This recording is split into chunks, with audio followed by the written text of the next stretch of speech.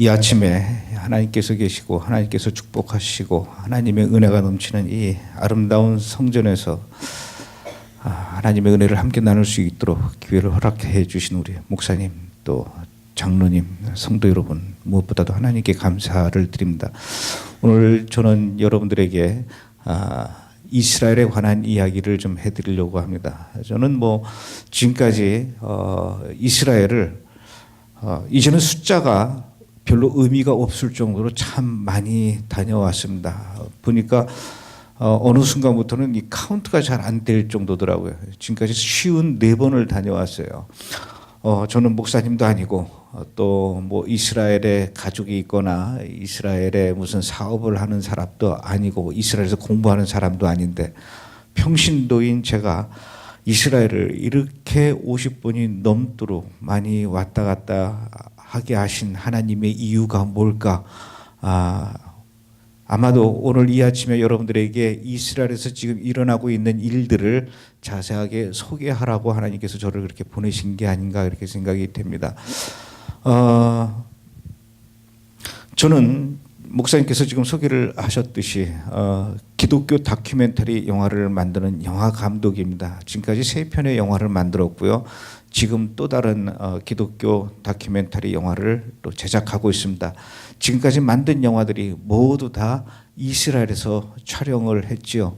그래서 이스라엘에 관한 내용으로만 지금 다큐멘터리 영화를 만들어 왔고 또 만들고 있습니다. 뭔 이스라엘에 대해서 그렇게 할 얘기가 많을까? 어떻게 영화를 그렇게 몇 편씩이나 만들 수 있을까? 궁금하시죠? 저도 이스라엘에 이렇게 많은 이야기가 있는 줄 잘 몰랐습니다. 그냥 저는 한 사람의 크리스찬으로서 이스라엘은 꼭 한번 가봐야 되는 곳이 아닐까 그렇게 생각했었습니다. 특히 저는 어려서부터 이스라엘에 대한 이 궁금증이 참 많았습니다. 목사님께서 설교하실 때 또 성경 공부할 때 읽게 되는 듣게 되는 이스라엘에 관한 이야기, 예수님께서 태어나신 그 베들레헴, 또 예수님께서 공생의 기간 동안 제자들과 함께 거니셨던 그 갈릴리 호수, 또 예수님께서 마지막에 십자가를 지고 골고다 언덕을 향해서 올라가셨던 그 고통의 길, 그런 이야기를 들을 때마다 지금도 베들레헴에 가면 예수님의 그 울음소리, 예수님을 기다리던 그 많은 사람들의 그런 모습들을 느낄 수 있을까? 지금도 갈릴리 호수에 가면은 예수님께서 제자들을 저만치 보내고 혼자서 해질 무렵에 호숫가에 앉아서 혼자 묵상하시던 그 호숫가에서 예수님께서 찰랑거리는 호수물에 손을 담그셨다면 나도 그 예수님께서 손가락을 담그셨던 그 호수물에 내 손도 담그면 얼마나 기분이 좋을까, 이런 생각을 어려서부터 했었습니다. 언젠가 될지는 모르겠지만 나중에 어른이 되면 꼭 한번 이스라엘을 가봐야지, 이런 꿈을 갖고 있었습니다. 그런데 그 꿈이 결국은 이루어졌어요. 제가 나중에 어른이 돼서 방송국에서 일을 하게 될 때 약 한 달간 휴가를 줬습니다. 그래서 기회는 이때다. 그래서 이제 이스라엘을 가려고 했는데 문제는 어려서부터 그렇게 가고 싶어 했던 이스라엘, 늘 이스라엘을 가고 싶어 했던 마음은 갖고 있었지만 문제는 그렇게 가고 싶어 했던 이스라엘이 어떤 나라였는지를 잘 알지 못했다라는 거죠. 물론 성경 속에 나오는 이스라엘, 2000년 전의 이스라엘, 3000년 전의 이스라엘, 4000년 전의 이스라엘에 대해서는 하도 설교를 듣고 성경 공부를 하고 성경을 읽다 보니까 머릿속에 막 그려지는데, 문제는 제가 지금 2000년 전의 이스라엘이 아니라 현재의 이스라엘로 간다라는 거죠. 현재 이스라엘은 도대체 어떤 나라고 현재 이스라엘에 살고 있는 이스라엘 사람들은 어떤 사람인지 아무도 저에게 이스라엘에 관한 정보를 전해주는 그런 사람은 없었습니다. 단지 제 머릿속에 이스라엘은 이런 나라일 거다라고 혼자 막연히 추측했던 부분이 몇 가지가 있었어요. 전 세계 어떤 나라보다도 이스라엘만큼 예수님과 십자가와 교회에 대해서, 특히 예수님에 대해서 고마워할 나라는 또 없을 것이다, 이런 생각을 했습니다. 왜냐하면은 전 세계 수많은 크리스찬들이 또 캐톨릭 신자들이 예수님의 발자취를 찾아서 오늘도 그 땅 이스라엘로 많은 사람들이 성지순례를 갑니다. 그러다 보니까 지금도 이스라엘 국가의 연 수입의 많은 부분이 바로 전 세계에서 이스라엘로 찾아오는 성지순례객들이 쓰고 가는 그 돈으로 국가가 돌아갈 정도로 성지순례객을 무시할 수가 없다는 거죠. 그러면 현재 이스라엘에 살고 있는 이 이스라엘 사람들은 예수님을 한 번도 만난 적도 없고, 하나님한테 이왕이면은 예수님을 태어나게 하실 거면 다른 나라 말고 이 땅 이스라엘에 태어나게 해 주십시오, 이렇게 기도한 적도 없었을 텐데 예수님이 그 땅 이스라엘에서 2000년 전에 태어나셨다라는 이유 하나만으로 지금 그 후손들은 얼마나 돈을 많이 벌고 있습니까? 그러면 예수님한테 당연히 고마워해야 되죠. 한국 청소년들에게 네가 제일 존경하는 우리나라 역사적 인물이 누구니라고 이렇게 질문할 때 아마 우리 청소년들은 뭐 이순신 장군이요, 세종대왕이요, 이런 이야기들 많이 할 겁니다. 그런 것처럼 저는 이스라엘의 젊은 청년들이, 젊은 학생들이 너네가 제일 존경하는 너네 민족의 조상들은 누구니라고 하면 저는 많은 그 이스라엘의 청소년들이 나는 예수님을 존경합니다, 나는 세례 요한을 좋아하고 나는 베드로를 존경합니다, 이렇게 얘기할 줄 알았다는 얘기죠. 전 세계 그 어떤 나라보다도 이스라엘만큼 교회가 또 많은 나라는 어디 있을까? 미국에도 교회 많이 있죠. 한국에도 물론 요즘 교회 굉장히 많아졌습니다. 한국에 기독교가 들어온 지 이제 120년 조금 넘었는데도 불구하고 한국에 살면서, 특히 서울 살면서 나는 교회가 어디 있는지 몰라서 못 다니겠습니다, 이렇게 얘기하는 사람이라면 그건 100% 거짓말일 겁니다. 왜냐하면 교회를 눈만 돌리면 얼마든지 교회를 찾을 수 있는 데가 한국, 서울이기 때문이죠. 하물며 예수님께서 태어나시고 예수님께서 사역하시고 우리가 매일매일 읽고 있는 신약성경, 구약성경의 배경이 되는 그 땅 이스라엘은 전 세계 그 어떤 나라보다도, 특히 대한민국보다도 아마 많으면은 5배 내지 6배 정도 교회가 더 많을 것이다, 저는 그렇게 생각을 했었습니다. 이게 제가 갖고 있는 이스라엘에 대한 막연한 생각이었던 얘기죠. 그런데 막상 이스라엘에 가보니까 제가 그렇게 갖고 있던 생각들이 얼마나 잘못된 것들이었는지 깨닫게 되었습니다. 저는 이스라엘에 가서 놀란 것이 이스라엘 사람들이 얼마나 예수님과 기독교와 십자가에 대해서 존경하는 것이 아니라 증오하고 저주하고 예수님 소리만 들으면 부들부들 떨고 그런 줄은 전혀 몰랐었다는 얘기죠. 예를 들면은 이스라엘에 공부하는 그 어린 학생들이 사용하는 산수책이 있습니다. 수학책이죠. 이 수학책에는 1 더하기 1은 2, 이 더하기 표시를 쓰지 않습니다. 왜냐하면 더하기가 십자가이기 때문에 그렇습니다. 우리는 아라비아 숫자 1, 2, 3, 4, 5, 6, 7, 8, 90을 쓰는데 이 유대인들은 아라비아 숫자 4를 쓰지 않습니다. 왜냐? 그 아라비아 숫자 4에도 십자가가 있기 때문이죠. 어느 정도로 이 사람들이 십자가를 싫어하냐면 예루살렘 신도시나 텔아비브 같은 그 신도시에는 그럴 수가 없지만 예루살렘의 구 지역이나 또 이스라엘의 저 지방에만 내려가도 절대로 길거리에 사거리를 만들어 놓지 않는다는 얘기죠. 재밌는 이야기가 있습니다. 이스라엘의 유대인이 죽어서 옆에 시체가 있는데 그 시체 옆에서 뭣도 모르고 예수 이야기하면 이 시체가 벌떡 일어난답니다. 왜 내 옆에서 예수 얘기해서 죽지 못하게 짜증나게 하냐 이거죠. 이 정도로 유대인들이 예수를 싫어해요. 예수를 싫어하고 십자가를 싫어하는 것뿐만 아니라 만약에 여러분들이 이스라엘에 성지순례를 갔다, 여행을 갔다, 도대체 지난번에 김 감독이 와서 이스라엘 사람들은 이 예수를 안 믿는다고 하는데 내가 이 사람들 한번 전도해 봐야 되겠다, 이런 생각으로 신약 성경을 옆구리에 끼고 특히 권사님들은 십자가 목걸이를 하고 십자가 귀걸이를 하고 이스라엘 사람들이 사는 동네에 함부로 방문하면 큰일 난다는 얘기죠. 어떻게 우리 동네에 저 십자가를 매단 사람들이 들어올 수 있느냐, 무슨 봉변을 당하게 될지 모른다는 겁니다. 이게 이스라엘이었더라고요. 그러니 그곳에서 예수를 믿는 사람들, 이런 사람들을 메시아닉 주라고 합니다. 예수님을 하나님의 아들, 우리의 메시아로 인정하고 있는 이스라엘 사람들, 유대인들, 이런 사람들을 메시아닉 주라고 하는데 이 메시아닉 주들이 이런 환경 속에서 이스라엘에서 예수를 믿는다는 거 얼마나 힘들겠습니까? 우리는 이 아침에 여러분들 편안하고 푹신한 의자에 앉았고 밝은 조명 아래서 이렇게 소리가 잘 나가는 마이크를 붙잡고 찬양단들이 앞에 나와서 두 손을 들고 여러분 조금 전에 얼마나 주여 이 죄인이 이 찬양을 부르면서 다 같이 은혜의 시간을 가졌습니까? 이스라엘에서 예수를 믿는 이 메시아닉주들은 여러분들이 예배드리는 이 예배 환경을 전혀 꿈도 꿀 수 없다라는 얘기죠. 어디도 이스라엘을 아무리 돌아다녀도 십자가가 걸려 있고 교회 간판이 내걸려 있는 교회를 찾아볼 수가 없다라는 겁니다. 그 이스라엘에서 예수를 믿는 사람들끼리 모여서 예배드리는 장소는 이렇게 크고 아름다운 곳이 아니라 가정집에서 몰래 숨어서 예배를 드립니다. 어떤 사람들은 산속에 들어가서 돌멩이 몇 개 깔아놓고 그 돌멩이에 주저앉으면 그곳이 곧 그들의 예배가 됩니다.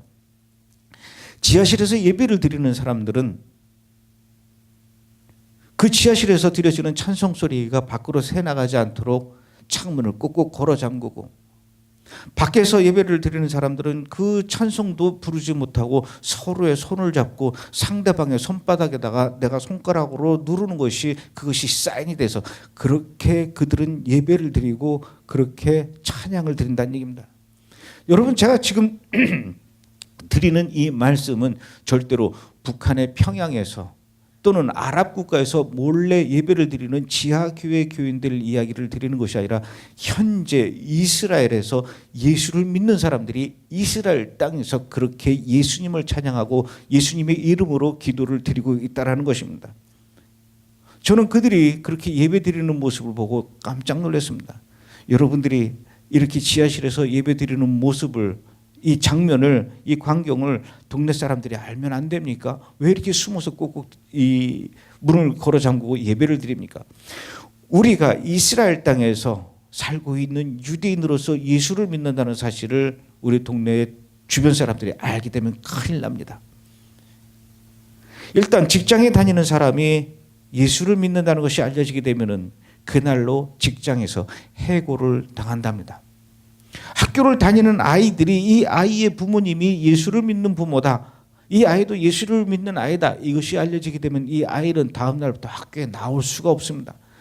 학교 교장 선생님이나 학교 선생님이 무슨 상관이 있습니까? 얘도 예수를 믿는다고 해서 우리 교육을 못 받을 권리가 없습니다. 이 학생도 당연히 교육을 받을 수 있습니다. 이렇게 이 예수 믿는 아이를 변호하고 보호하려고 해도 다른 학생들의 부모들이 학교에 찾아서 데모를 하기 때문에 이 학생을 학교에 나오지 못하게 한다는 거죠. 가정주부들은 어떨까요?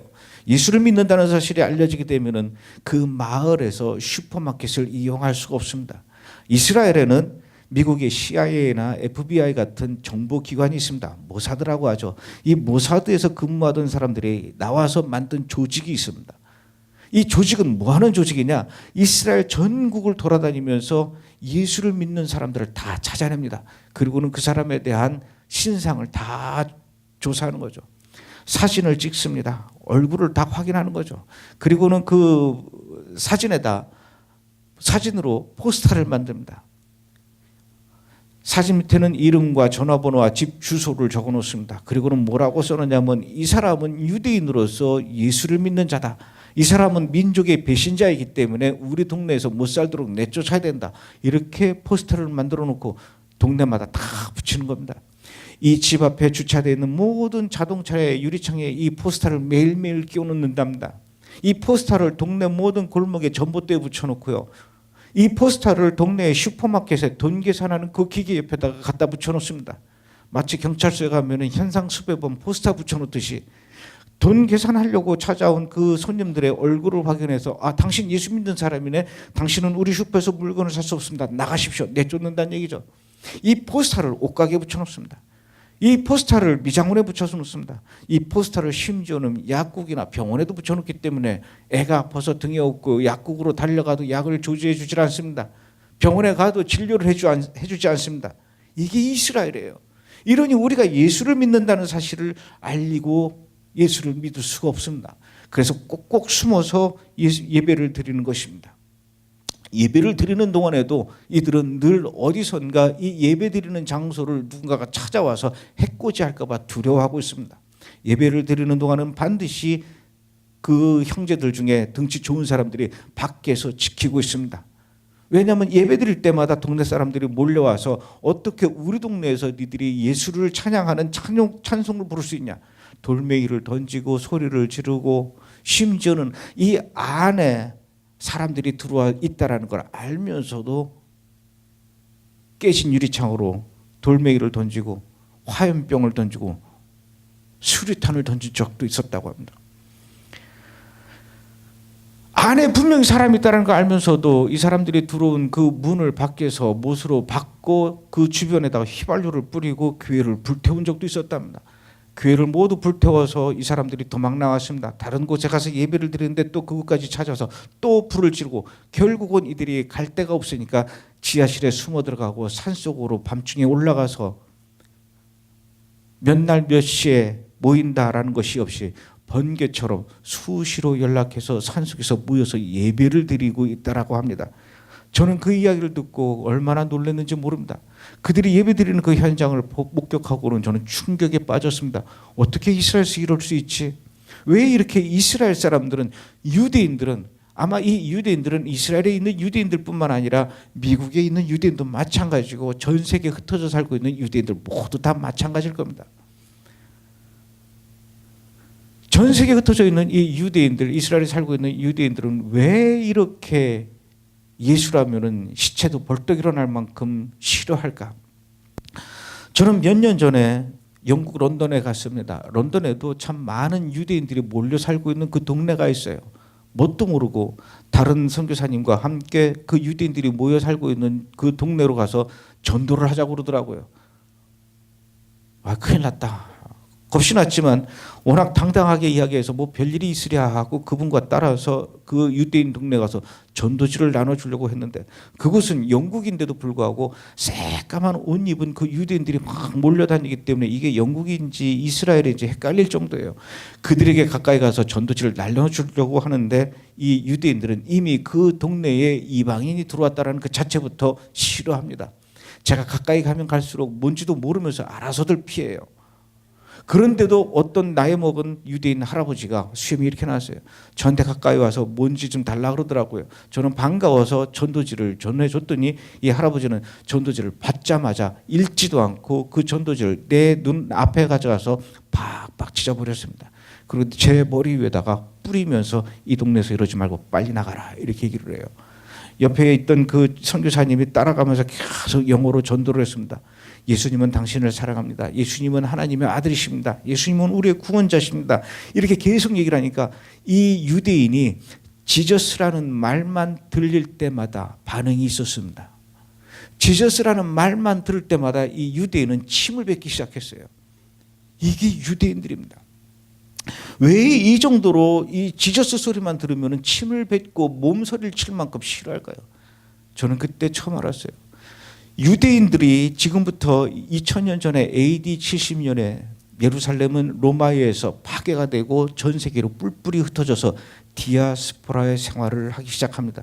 그때부터 1948년 이스라엘이 다시 생기기 전까지 약 2000여 년 동안 남의 나라에서 얹혀 살았던 거죠. 물론 아직까지도 이스라엘로 돌아가지 않고 미국에도 많은 유대인들이 있지만 그렇지만 지금까지 약 800만 명이나 되는 많은 유대인들이 이스라엘로 돌아갔습니다. 이스라엘이 생기기 전까지 이스라엘로 돌아가기 전까지 2000년 동안 남의 나라에서 얹혀 살던 그 유대인의 역사는 다시 얘기해서 기독교인들로부터 유대인들이 핍박을 받은 역사와 똑같습니다. 이렇게 얘기를 해요. 그 유대인들이 기독교인들로부터 핍박을 받았다는 거예요. 저는 그런 이야기를 교회에서 들어본 적이 없었고 세계사 시간에서 배운 적이 없습니다. 우리 기독교인들이 유대인들을 어떻게 핍박을 했다는 거지? 핍박한 사람은 기억을 못하지만 핍박을 당한 사람들은 기억을 하는 거죠. 그때부터 그 유대인들이 예수를 믿는 유대인들이 저한테 이야기를 해줬습니다. 전 세계로 흩어진 유대인들이 남의 나라에 살 때 이 유대인들을 향해서 예수를 십자가에 못 박은 민족이라고 해서 그렇게 핍박을 했다는 거죠. 예를 들면은 지금부터 1000년 전에 예루살렘에는 기독교 성지가 아니라 이슬람 성지로 변해 있었습니다. 그곳에는 많은 무슬림들이 살고 있었죠. 유럽에 있던 기독교인들이 아니 어떻게 예루살렘이 무슬림 성지로 바뀔 수 있단 말인가, 이것을 다시 기독교 성지로 되찾아야 되겠다. 그리고는 유럽에 있던 많은 그 기독교인들이 예루살렘으로 찾아왔습니다. 이들이 누굴까요? 십자군들이었습니다. 와서 예루살렘에서 보니까 무슬림들만 살고 있었던 것이 아니라 그때 당시에 예루살렘에 무슬림과 함께 유대인들이 몇 명 있었습니다. 아니 무슨 낯짝으로 이 유대인들이 예루살렘에서 아직도 살고 있단 말인가. 예루살렘과 그 주변에 있던 이 유대인들을 십자군들이 다 불러 모았습니다. 그리고는 건물 안에 들어가게 하고 못 나오도록 문을 밖에서 받고 그 건물 주변에 불을 지펴서 이 건물을 불태웠습니다. 수많은 유대인들이 그 건물 안에서 불에 타 죽었는데, 이 불에 타 죽던 유대인들이 죽기 전에 마지막으로 본 것은 그 건물 밖에서 지켜보고 있는 십자군들의 모습이었습니다. 십자군들은 그냥 서 있었던 것이 아니라 손에 깃발을 들고 있었는데 그 깃발에는 십자가가 그려져 있었고, 그 십자군들이 입고 있었던 옷의 갑옷에는 역시 시뻘건 십자가가 그려져 있었고, 십자군들이 들고 있었던 방패에도 십자가가 그려져 있었습니다. 유대인들이 죽으면서 마지막으로 본 것은 십자가를 보면서 죽어간 거죠. 그러니 이들이 십자가를 보면 얼마나 부들부들 혐오스럽겠습니까? 십자군들이 그냥 있었던 것이 아니라 불타 죽는 유대인들을 가운데다 두고 그 주변을 빙글빙글 돌면서 찬양을 했답니다. 예수님 찬양, 예수님 찬양. 이 유대인들이 죽어가면서 마지막으로 들은 것은 예수님 찬양 소리를 들으면서 죽었으니 이들의 귀에는 이 예수라는 소리가 얼마나 끔찍하게 들렸겠습니까? 그때 당시 그렇게 죽어간 유대인들의 숫자가 29만 9천 명이랍니다. 이런 것은 기독교 역사에는 잘 기록되어 있지 않지만 유대인 역사에는 너무나도 자세하게 낱낱이 기록되어 있다는 것이죠. 기록된 것뿐만 아니라 그들은 학교에서 제자들에게 계속 이런 것들을 가르치고, 부모가 자식들에게 대를 이어서 우리는 기독교인들로부터 이렇게 끔찍한 일을 당했다라고 계속 가르치고 있기 때문에 유대인들은 십자가와 예수 그러면 다시 얘기해서 곧 징후의 대상이 될 수밖에 없다는 거죠. 14세기 15세기에선 스페인에서 종교 재판이 일어났습니다. 많은 캐톨릭 교부들이 그곳에 살고 있던 유대인들을 다 일렬로 불러 세워놓은 다음에 너희들은 이제 예수를 믿어야 된다. 그것을 증명하기 위해서 우리 앞에서 세례를 받아야 된다. 이것을 거부한다면 너희들은 죽음밖에 없다. 그럼에도 불구하고 유대인들은 세례를 받지 않고 개종하지 않고 차라리 죽음을 선택하겠습니다. 그러면서 마치 지금 IS가 이라크와 이란에서 만나는 수많은 크리스찬들을 목을 잘라서 참수해서 죽이듯이 그때 당시에 캐톨릭 교부들은 십자가를 높이 들고 무릎 꿇고 앉아있는 유대인들의 목을 그렇게 사정없이 내리쳤다는 얘기죠. 이게 종교재판이었습니다. 2차 대전을 한번 생각해 보십시오. 독일 나치 히틀러는 600만 명이나 되는 수많은 유대인들을 가스실로 끌고 들어가서 죽였습니다. 그때 가스실에 끌려 들어가던 수많은 유대인들이 공포에 떨면서 로마 카톨릭의 교황에게 편지를 보냈답니다. 우리 유대인 어른들이 저렇게 히틀러한테 죽어가는 것은 어쩔 수 없다 치더라도 아무런 정치적 영문도 모르는 우리 아이들만큼은 제발 이 가스실에 끌려 들어가는 이 죽음의 행렬 속에서 좀 빼주셔야 되는 거 아닙니까? 그때 당시 교황이 독일 사람이었답니다. 당신도 독일 사람이고 히틀러도 독일 사람이니 당신이 히틀러한테 이야기해서 제발 아이들만큼은 가스실로 끌려가는 이 비극을 멈춰주십시오. 애절하게 편지를 보냈지만 한 달 뒤에 교황으로부터 답장이 왔답니다. 유대인의 피가 흐르는 이상 이 세상에서 구원받을 수 있는 영혼은 아무도 없습니다. 이 편지 한 통으로 가스실로 끌려 들어가서 처절하게 죽어갔던 유대인 아이들의 숫자가 자그마치 150만 명입니다. 어른들 450만 명, 모두 600만 명이 그렇게 죽어갔어요. 교황은 그렇게 편지를 보내고 나서 독일로 보란듯이 갔습니다. 그리고 히틀러하고 나란히 앉아서 다리 꼬고 앉아서 소파에서 담배를 피고 있는 모습을 사진을 찍었습니다. 그 사진이 지금은 대문짝만하게 확대돼서 예루살렘 박물관 한복판에 걸려있다는 얘기죠. 지금도 수많은 이스라엘 사람들이 그 야드바셈이라고 하는 홀로코스트 기념관에 가서 그 사진을 보고 부들부들 떱니다. 그 교황이 히틀러와 나란히 앉아있는 그 사진 속에는 교황의 배부른 배 위에는 주먹만한 십자가가 매달려 있고, 히틀러와 함께 나란히 서서 두 손을 높이 들고 하이 히틀러를 외치는 그 교황의 모습을 보면서 유대인들은 절대로 십자가를, 예수를 좋아할 수가 없다는 얘기죠. 듣고 보면은 천년 전에 예루살렘에서 수많은 유대인들을 죽였던 그 십자군들은 기독교인들이 아닙니다. 또 종교 재판을 했던 그 사람들도 기독교인이 아니고 유대인의 피가 흐르는 이 세상 이상 구원받을 수 있는 영혼은 아무도 없다라고 얘기했던 그 사람도 기독교인이 아니라 바로 교황입니다. 우리 기독교와는 상관이 없죠. 우리는 그런 면에서 억울할 수는 있겠지만 유대인들은 놀랍게도 기독교와 캐톨릭을 따로 구별하지 않는다는 거죠. 그럼 우리는 과연 기독교인들은 그들의 고통에 대해서 아무런 책임이 없을까요? 그렇지 않습니다. 2차 대전 때 600만 명이나 되는 사람들이 포로 수용소로 끌려갔습니다. 특히 그때 당시에 전 세계에서 유대인들이 제일 많이 살던 나라가 폴란드였습니다. 그 폴란드에는 360만 명의 유대인들이 살고 있었습니다. 그 360만 명의 유대인들이 기차 화물칸에 실려서 아우슈비츠 포로 수용소 안으로 막 끌려 들어가는데 그 가는 기찻길 주변에는 자그마치 26개의 교회가 있었답니다. 그들이 끌려가면서 그 화물칸에 실려서 작은 틈 사이로 만나는 그 폴란드 사람들을 향해서 손을 내밀고 그 눈물을 글썽이면서 제발 우리를 살려주십시오. 우리는 이 기차를 타고 저 포로 수용소 안으로 끌려 들어가면 절대로 살아서 나올 수 없습니다. 당신들이 예배를 끝나고 들고 가는 그 성경책에 사랑이라고 적혀 있지 않습니까? 우리를 제발 사랑으로 기차를 멈추는 기적을 베풀어 주십시오. 아무리 목이 타도록 외쳐댔지만 그 어떤 교회도 어떤 크리스찬도 어떤 목사님도 이들의 아픔에 관심을 기울이지 않았던 거죠. 5년간의 2차 대전이 끝나고 나서 1945년에 연합군이 포로 수용소에 들어왔습니다. 독일 나치들은 다 도망을 가고 히틀러는 자살을 했습니다.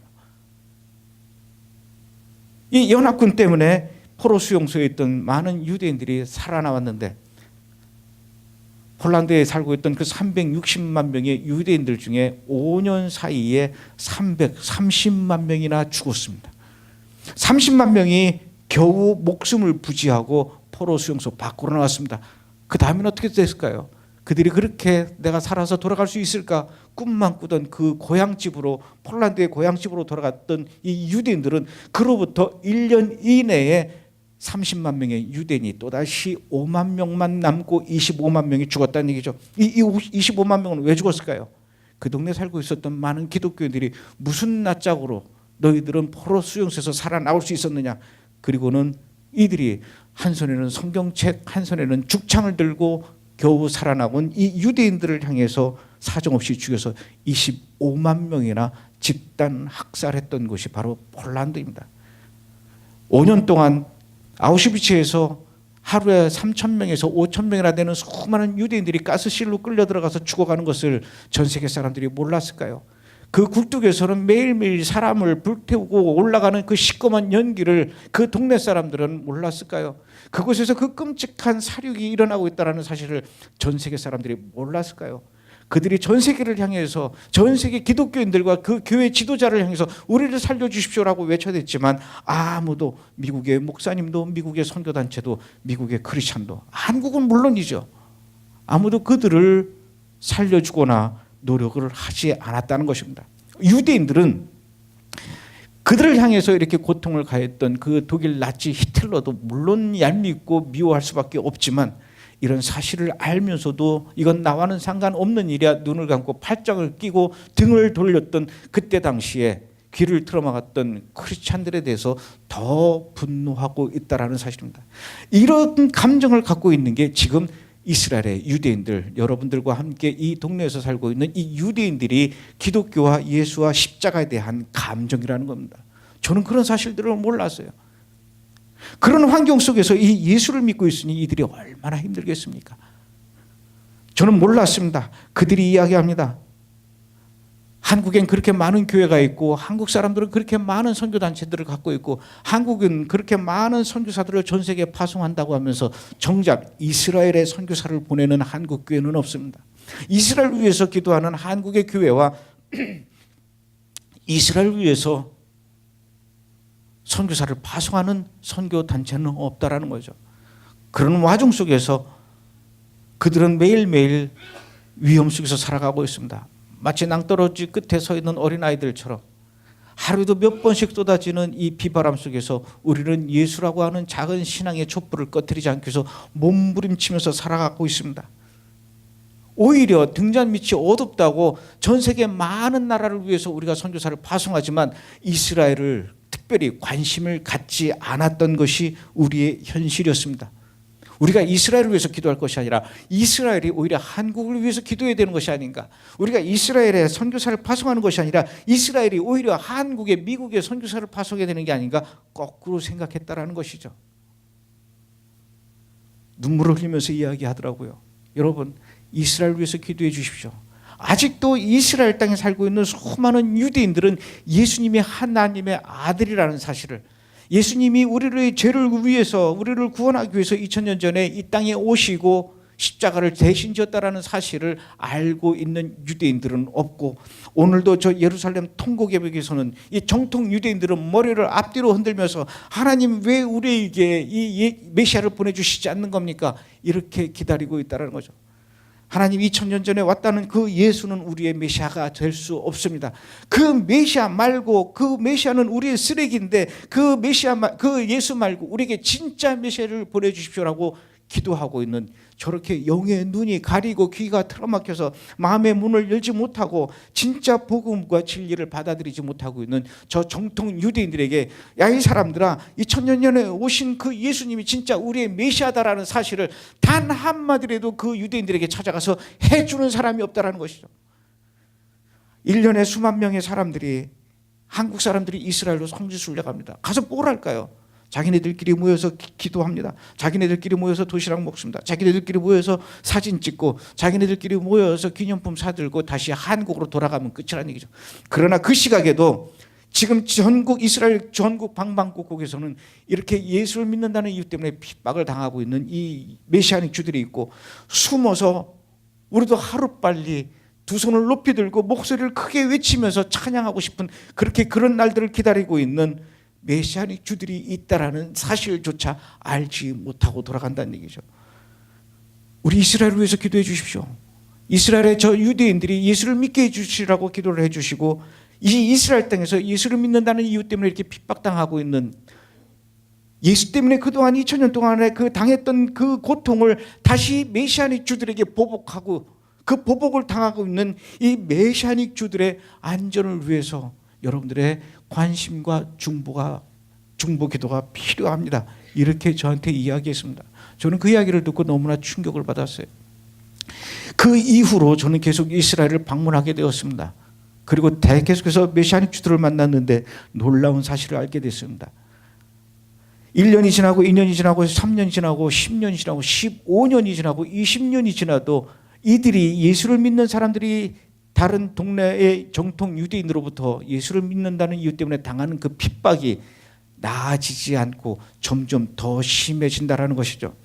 어느 정도로 심해져 가고 있느냐? 그냥 예수를 믿는다고 돌멩이 던지고 우리 동네에서 나가라 이렇게 소리 지르는 정도뿐만 아니라, 어떤 마을에, 유대인 마을에 예수를 믿는 가정이 발각이 됐답니다.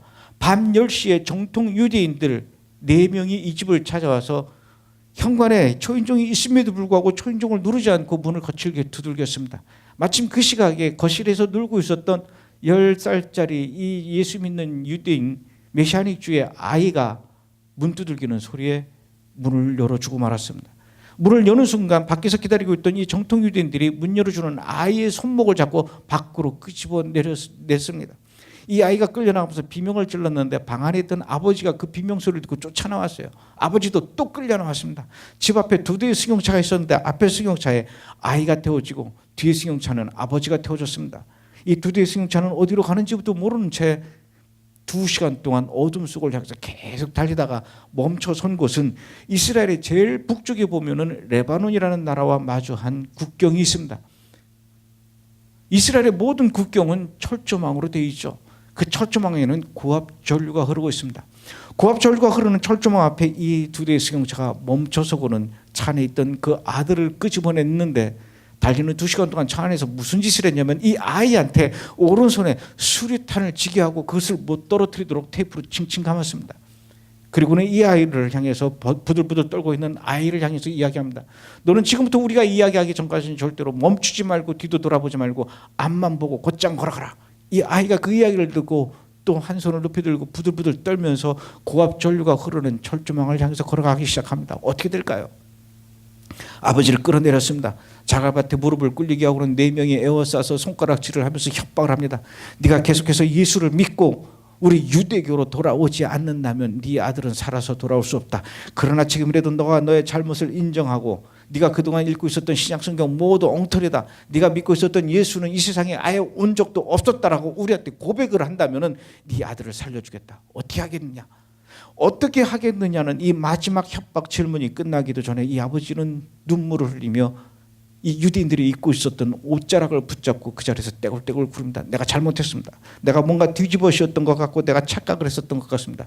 당신 말대로 예수는 없었습니다. 신약성경 모두 엉터리입니다. 내가 다시는 예수를 믿지 않고 유대교로 돌아올 테니 우리 아들만은 살려주십시오. 아들을 살리기 위해서 이 아버지가 그렇게 비명을 질렀던 거죠. 이 아버지의 소리를 수류탄을 들고 걸어가던 아들이 들었습니다. 그리고 그 자리에 멈춰서서 뒤돌아보지도 못하고 이 아이가 하늘을 향해서 외쳐대기 시작합니다. 아버지. 그럼 지난 세월 동안 아버지가 저에게 했던 말은 모두 거짓이었습니까? 아버지는 내가 잠들 때마다 침대 머리맡에 앉아서 신약성경을 읽어주셨지 않습니까? 그때 읽어주신 신약성경 모두 거짓말이었습니까? 아버지는 내가 밥 먹을 때마다 식탁 앞에 앉아서 예수님 이야기를 해주셨지 않습니까? 그때 해주신 예수님 이야기 모두 거짓말이었습니까? 저는 절대로 그때 당시 아버지가 저에게 읽어주신 그 신약성경, 들려주신 예수님 이야기 거짓말이 아니라고 믿고 있습니다. 오히려 지금 아버지는 저를 살리기 위해서 마음에도 없는 거짓말을 지금 하고 있는 겁니다. 제가 뭔데 아버지 예수님을 부인하십니까? 차라리 저를 버리시더라도 아버지 예수님을 부인하시면 안 됩니다. 이 아들이 이렇게 얘기하고는 왼손으로 오른손에 쥐고 있었던 그 수류탄의 안전핀을 뽑고는 그 자리에서 자폭을 하고 말았어요. 이게 2009년도 6월달 이스라엘에서 일어난 일이죠. 얼마나 끔찍합니까? 이건 평양에서 일어난 일이 아닙니다. 이슬람 국가에서 일어난 일도 아니고 아프리카에서 일어난 일도 아니고 바로 우리가 매일매일 읽고 있는 신약성경, 구약성경의 그 배경, 예수님의 고향 땅 이스라엘에서 일어난 일이란 얘기죠. 그것으로 끝이 아닙니다. 어쩌면 지금 우리가 예배드리고 있는 이 시간에도 지구 반대편 이스라엘에서는 우리와 똑같이 예수님을 메시아로 믿고 있는 그 메시아닉주들 중에는 이렇게 예수를 믿는다는 이유 때문에 어디선가 돌멩이에 맞고 칼에 찔리고 몽두에 맞아서 피를 흘리고 있는 메시아닉 주가 있을 수 있다는 얘기죠. 이스라엘에 살고 있는 유대인들은 1년에 몇 차례씩 절기를 지킵니다. 그 중에 하나가 불임절이죠. 이때는 흩어졌던 가족들이 부모님 집에 모여서 함께 식사하는 게 이들의 풍습입니다. 오, 예수를 믿는 놈들도 이때 다 모이겠지. 한꺼번에 죽이자. 그리고는 그 집에다 폭탄을 보냈습니다. 그런데 천만다행으로 가족들이 모두 다 밖에 나가 있었어요. 16살짜리 막내 아들만 집에 있다가 누가 보낸 그 선물을 폭탄이 모르고 들고 들어왔다가 폭탄이 터졌습니다. 이런 일들이 지금 이스라엘에서 일어나고 있어요. 왜 이런 일들이 이렇게 일어나고 있을까요? 놀라운 것은 그렇게 핍박을 당하고 있는 예수를 믿는 메시아닉 주가 저한테 너무나 담담하게 이야기합니다. 앞으로 이스라엘 땅에서는 이런 끔찍한 예수를 믿는 메시아닉 주를 향한 핍박은 더 심해질 겁니다. 더 고통스러워질 겁니다. 더 전국으로 확산될 겁니다. 그럼에도 불구하고 우리는 두려워하지 않습니다. 우리는 그 핍박을 오히려 기대하고 있습니다. 이렇게 얘기를 해요. 아니 왜 이렇게 깜짝 놀랄 만큼 핍박이 더 심해지고 그것을 기대한다는 얘기입니까? 피할 수가 없다는 거죠. 그럴 수밖에 없는 이유가 있습니다. 지금 이스라엘에서 무슨 일이 일어나고 있는 줄 아십니까? 태어나서 단 한 번도 이스라엘이라는 나라에 대해서 관심도 없고 이스라엘에서 지금 어떤 일들이 일어나고 있는지 궁금해하지도 않았고 이스라엘 위해서 우리가 왜 기도해야 되는지 어떤 기도를 해야 되는지 생각해 보지 않았던 사람들에게는 정말 놀라운 일들이 이스라엘에서 일어나고 있다는 얘기죠. 어저께만 해도 내 옆에서 저 예수 믿는 집을 향해서 돌멩이를 던지고 수류탄을 던지고 저 예수 믿는 자들을 모두 죽여야 된다고 외쳤던 동네의 같은 정통 유대인이 어느 날 없어지기 시작합니다. 왜 없어졌을까요? 이 없어진 사람이 어느 날 보면 저들과 함께 같이 예수를 믿고 있다는 얘기죠.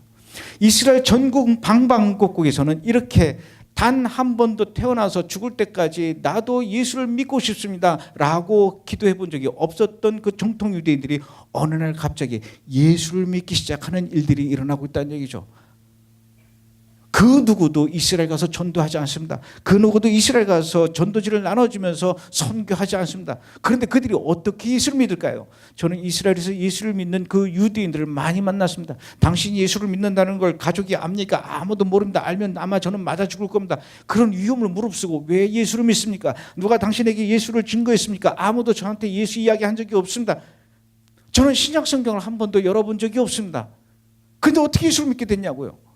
제가 만나서 인터뷰했던 100명이 넘는 그 메시아닉 주들, 예수를 믿기 시작한 그 사람들이 놀라운 간증을 합니다. 내가 어떻게 예수를 믿게 되었냐고요? 내가 이렇게 예수를 믿게 되면 무슨 핍박과 봉변을 당할지도 모르는데 그런 위험을 내가 무릅쓰고 예수를 믿을 수밖에 없는 아주 강력한 증거가 있습니다. 내가 예수님을 직접 보았습니다. 예수님의 음성을 직접 들었고 예수님이 그 손으로 내 어깨를와 내 손등을 만져주셨고 예수님의 눈에서 떨어지는 그 눈물이 내 손등에 떨어지는 경험을 했는데 어떻게 내가 예수를 믿지 않겠습니까?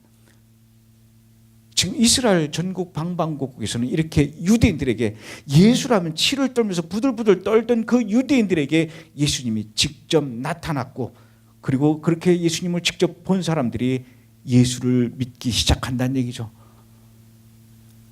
어떤 사람은 자살하려고 권총으로 머리에 갖다 대고 있는데 예수님이 나타났답니다. 어떤 사람은 술에 취해서 길에 쓰러져 있는데 예수님이 나타나서 이 사람을 구해줬답니다.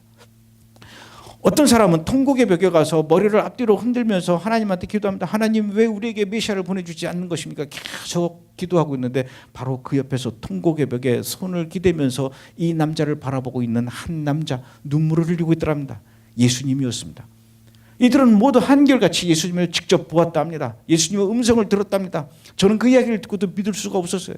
어떻게 당신이 봤다라는 사람이 예수라고 증명할 수 있습니까? 당신을 향해서 물끄러미 눈물을 흘리면서 쳐다봤다고 그가 예수라고 어떻게 단정을 질 수 있냐는 얘기죠. 당신은 그 예수님의 신분증을 보았습니까? 저는 분명히 예수님의 신분증을 보았습니다. 나를 향해서 내밀고 있는 그 손바닥에 난 못자국을 분명히 보았고 내가 당신이 누굽니까? 라고 물었을 때 그분의 입으로 내가 바로 예수 그리스도다, 예수다라고 하는 이야기를 직접 들었는데 내가 그걸 어떻게 부인할 수 있겠습니까? 지금 이스라엘에 살고 있는 많은 유대인들에게 지금도 기하급수적으로 예수님이 직접 나타나서 도저히 예수를 믿을 수 없을 것 같았던 그 유대인들이 예수를 믿는 사람들이 너무나 많이 늘어나고 있기 때문에 저 예수 믿는 자들을 향해서 공격했던 이 정통 유대인들이 더 흥분해서 이렇게 예수를 믿는 사람들을 향해서 핍박을 가하고 있다는 얘기죠. 그럼 왜 이렇게 지금 이스라엘에서 유대인들에게 예수님이 나타날까요?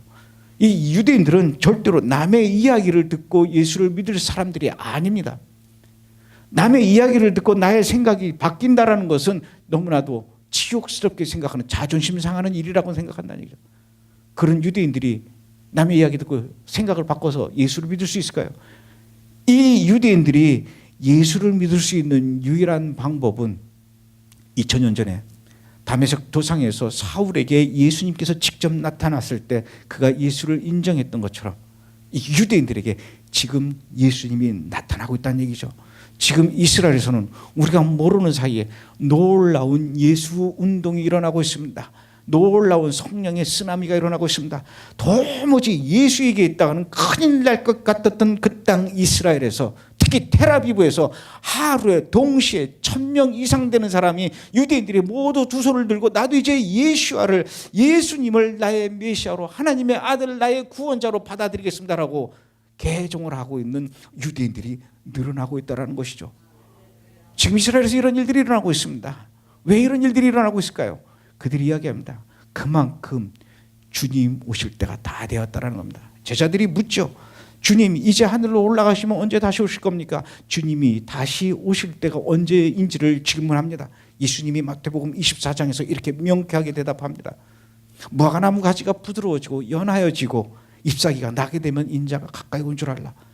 그 부드러워지는 무화과 뭘까요? 이 무화과 나무를 바로 이스라엘 민족이라고 한답니다. 전에는 그렇게 예수에 대해서 이야기해도 귀를 틀어막고 마음의 문을 걸어 잠그면서 어디다 대고 내 앞에서 예수 얘기냐고 분노했던 그 유대인들이 이제는 예수님이 직접 나타나서 그들의 마음을 움직이고 그들이 예수를 믿기 시작합니다. 이게 뭘까요? 딱딱하고 강팍했던 그 무화과 나무 가지가 부드러워지기 시작했다는 얘기죠. 이젠 가서 예수 얘기를 해도 됩니다. 그래, 니들이 그렇게 얘기하는 예수가 누군지 한번 내 관심을 갖고 드러나보자. 이렇게 바뀌어나가고 있다는 얘기죠. 그렇게 해서 예수를 믿기 시작한 유대인들이 335 모여서 예배를 드립니다. 1948년에 이스라엘엔 단 한 군데도 교회가 없던 그 땅 이스라엘에 여러분 지금 놀랍게도 이스라엘 전국 방방곡곡에 300개가 넘는 예배의 현장이 있다는 것이죠. 이 예배의 현장, 그곳에서 예수를 믿는 유대인들이 모여서 숨어서 몰래 예수님을 찬양하고 예수님의 이름으로 기도하는 그곳, 이곳이 바로 무화과 나무의 나뭇잎이라고 하는 거죠. 지금 이스라엘에서는 이렇게 무화과 나무 가지가 부드러워지고 잎사귀가 나는 것을 볼 때 주님이 곧 오실 때가 다 됐다는 것입니다. 2000년 동안 이스라엘 사람들이, 유대인들이 전 세계에 흩어질 때만 해도 아무도 그들이 이스라엘로 돌아올 거라고 생각하지 않았습니다. 상상하지 못했습니다. 있을 수 없는 일이죠. 전 세계 어느 민족도 2000년 만에 다시 나라를 만든 적이 없습니다. 그러나 하나님께서는 이 유대인들이 예수를 2000년 전에 하나님의 아들 독생자 예수 그리스도를 보내줬음에도 불구하고 유대인들은 받아들이지 않았습니다. 그 벌로 유대인들은 흩어졌습니다. 그 이후에 많은 기독교인들은 하나님께서 이스라엘 백성을 택하신 건 맞지만 그들이 죄를 짐으로 인해서 하나님께서 더 이상 그들을 기대하지 않고 하나님께서 이스라엘 백성에게 주셨던 그 특별한 사명과 특권을 우리 이방인에게 주었다, 이렇게 생각을 했었습니다. 절대로 유대인들은 이제 더 이상 하나님께 돌아갈 수 없고 구원받을 수 없고 그들은 죽어도 이스라엘이라는 나라를 다시 만들고 돌아갈 수 없을 것이다, 이렇게 예상을 했었습니다. 확신했었습니다. 그러나 하나님께서는 절대로 그 흩어진 유대인 백성들을 절대로 잊지 않으신다라고 성경에서 이야기하셨습니다. 잊지 않는 것뿐만 아니라 반드시 내가 너희들을 지금은 흩어 놓았지만 다시 불러 모을 것이다, 불러 모을 것이다 라고 하나님께서 약속을 했는데 언제냐는 얘기죠. 그 약속이 2000년 만에 이루어진 겁니다. 1948년에 이스라엘 국가가 다시 회복되었습니다. 그것도 하루아침에 나라가 세워졌습니다. 국가만 회복된 것이 아니라 흩어졌던 유대인들이 1948년에 나라가 세워졌는데 8만 명밖에 없었습니다, 이스라엘에. 그런데 지금 이제 겨우 70년 가까이 돼가는데 그 숫자는 100배로 늘어나고 있습니다. 이스라엘에 국가가 회복되고 국민이 돌아오는 국민의 회복이 일어나고 그 돌아온 이스라엘 국민들 속에서 놀랍게도 예수를 믿는 영의 회복이 지금 이스라엘 땅에서 이루어지고 있다는 얘기죠. 여러분 지금 이스라엘을 보면은 단순한 나라가 아니라 단순한 도시가 아니라 하나님께서 우리 인류를 향해서 갖고 있는 이 놀라운 시간표, 그 시간표 속에서 우리가 어디쯤 와서 살고 있는지를 정확하게 알 수 있는 나침반과 같은 그런 나라가 바로 이스라엘이라는 것이죠. 여러분 우리가 평생 살면서 신앙생활하면서 어쩌면 단 한 번도 이스라엘에 대해서 관심을 안 가졌을 수도 있습니다. 단순히 그냥 성경 속에 나오는 먼 이상의 나라, 역사 속의 나라라고만 생각할 수 있습니다. 그러나 지금 이 순간에도 지구 반대편 이스라엘이라는 나라는 존재하고 있습니다. 여러분들이 이스라엘 성지순례 갔을 때 텔아비브 공항에서 여러분의 여권에 입국 도장을 찍어준다면 그것은 하나님께서 예언하셨던 그 예언이 성취된 그 현장으로 들어간다는 것이며 거기서 만나는 수많은 유대인들은 그 예언이 성취된 그 모습들을 보게 된다는 것이죠. 이스라엘을 위해서 기도해 주십시오. 이스라엘을 바라보십시오. 하나님께서 여러분들에게 그 어느 때보다도 지금 더 이스라엘을 들여다보고 이스라엘을 위해서 기도하기를 원하고 계십니다. 오늘 봉독해드린 시편 122편 6절 말씀, 예루살렘의 평안을 위해서 구하라. 예루살렘의 평안을 위해서 구하라. 이 예루살렘의 평안은, 진정한 의미의 평안은 뭘까요? 전쟁이 없는 게 평화일까요? 아프지 않는 것이, 건강한 것이 평화일까요? 배고프지 않고 배부른 것이 평화일까요? 그러나 여러분 생각해 보십시오. 전쟁이 없다고 해서 다 평화합니까? 배가 부르다고 해서 평화롭습니까? 진정한 평화는 건강하다고 해서 오는 것이 아니라 아무리 배가 부르고 아무리 돈이 많고 아무리 전쟁의 소리가 들리지 않는다 하더라도 그곳에 예수님이 없으면 평화가 아닙니다. 예루살렘의 평화를 얘기하는 것은 예루살렘에 살고 있는 많은 그 유대인들이 예수님을 하나님의 아들로 받아들이고 그 예수를 받아들인 그 유대인들이 예루살렘 땅에서 예수님을 높이 찬양하는 그 날이 오게 해달라고 시편 122편 6절 말씀에서 기록하고 있는 겁니다. 여러분, 이스라엘의 유대인들이 어서 빨리 더 많은 유대인들이 예수님을 직접 만나서 그들의 강팍해졌던 마음들이 돌아올 수 있도록 우리와 함께 손을 잡고 우리 이방인과 유대인들이 함께 손을 잡고 예수아를 외치는 할렐루야를 외치는 그날이 올 수 있도록 여러분들이 이스라엘을 위해서 기도해 주시고 이스라엘에 있는 유대인들 또 이 지역에 살고 있는 많은 유대인들이 아유 저 불쌍한 유대인들 어서 빨리 예수를 좀 만날 수 있게 해달라고 여러분들이 관심을 갖고 기도해 주시기 바랍니다. 어떤 기도를 해야 될지 잘 모르신다면은 아까 목사님께서도 말씀하셨듯이 브레드 TV를 보십시오. 매일매일 이스라엘에서 어떤 일들이 일어나고 있는지 예수를 만난 그 유대인들이 어떻게 예수님을 직접 봤는지 그 생생하고 놀라운 간증들을 다 모아서 브레드 TV라는 걸 만들고 있습니다. 여러분들이 갖고 있는 그 핸드폰에 검색어에다가 브레드 TV라고 치시거나 김종철 감독 치시면은 그 이야기들을 모두 볼 수 있습니다. 매일매일 이스라엘 위한 기도 제목을 저희가 제시해 주고 있습니다. 브레드 TV를 손 안에 들고 있으면 이스라엘이 그리고 하나님의 놀라운 예언과 그 성취의 현장을 여러분 손바닥 안에 들고 다니는 셈과 마찬가지입니다. 이스라엘 위해서 기도해 주십시오. 하나님께서 분명히 이야기하셨습니다. 아브라함과 그의 후손들을 축복하는 자는 하나님께서 축복해 주신다고 했습니다. 하나님께서 아브라함과 그의 후손들을 저주하는 자는 내가 저주하리라 이렇게 얘기했습니다. 이스라엘 위해서 기도하실 때 하나님께서 여러분의 인생을 여러분의 삶을 여러분의 가정을 축복해 주시고 형통하게 해 주실 겁니다. 기도하겠습니다. 하나님 감사합니다. 우리가 그동안 전 세계 많은 나라 많은 민족을 위해서 기도한다고 했지만 정작 예수님께서 태어나신 그 땅 이스라엘을 위해서 기도할 생각을 하지 못했었습니다. 그 땅에서 어떤 일이 일어나고 있는지도 전혀 몰랐었습니다. 이제 알게 되었으니 하나님 이스라엘을 위해서 기도하겠습니다. 그곳에서 아직도 예수를 믿지 않고 있는 유대인들이 어서 빨리 예수를 믿게 하여 주시고 그곳에서 오늘도 목숨을 내걸고 주님을 찬양하는 그 메시아닉 주들의 안전을 지켜 보호하여 주시옵소서. 더 많은 유대인들이 예수를 믿고 그들과 함께 예배를 드리는 그래서 예루살렘 전체에서 예수님을 찬양하는 찬양 소리가 울려 퍼지는 그날이 오게 하여 주옵소서. 이스라엘 땅에서 그 유대인들에게 나타나서 만나 주셨던 그 주님 하나님 우리 주변에 있는 많은 우리 믿지 않는 가족들이 있습니다. 할 수만 있다면 우리 가족들에게 우리 믿지 않는 주변에 사랑하는 이웃들에게도 주님 나타나서 우리 모두 다 함께 예수님을 믿는 그날이 오게 하여 주옵소서. 이스라엘의 하나님 오늘도 이스라엘을 불꽃같이 지켜보시고 그곳에 진정한 평화가 오게 하여 주옵소서. 예수님의 이름으로 기도합니다. 아멘.